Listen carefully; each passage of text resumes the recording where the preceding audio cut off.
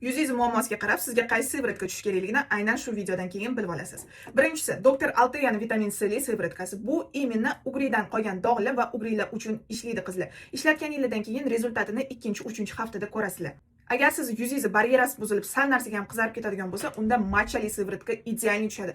Plus buni agar ishlatishdan oldin 2 minut xolodilnikka qo'yib keyin ishlatadigan bo'lsanglar, porelarni kichraytirishga ham вообще dahshat ishlaydi. Medicube glutation siviratkasi bu imенно ustki qatlamdagi dog'larnikini ochartirib beradi qizlar. Ya'ni sizlarda yaqinda dog' tushgan bo'lsa, yokida dog'inglar unaqa ham chuqur bo'lmasa, shu siviratkani ishlatadigan bo'lsanglar, уже 2-3 haftasida dog'inglarni полностью ketkazadi.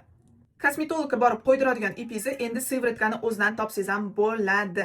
Bu yuzingizda hech qanaqa yiring bo'lib qolmaydi. Siviratkasi iplar yuzingizni yomon qilib olmaydi. Nabarot, yuzingizga valifilin effektini beradi, ajinlarni tortib beradi. Bu ikkalasi professional siviratka, ya'ni qimmatroq liniya. Bu imенно chuqurroq ishlaydi. Etingiz ustidan emas, balkim tegidan davolashga ishlaydi. Birinchisi, tinoxamid niatsinamitli siviratkamız. Sepkilla deysizlar, necha yillik quyoshdan qolib ketgan dog'lar deysizlar, imенно shu o'sha dog'larni ochartirib beradi.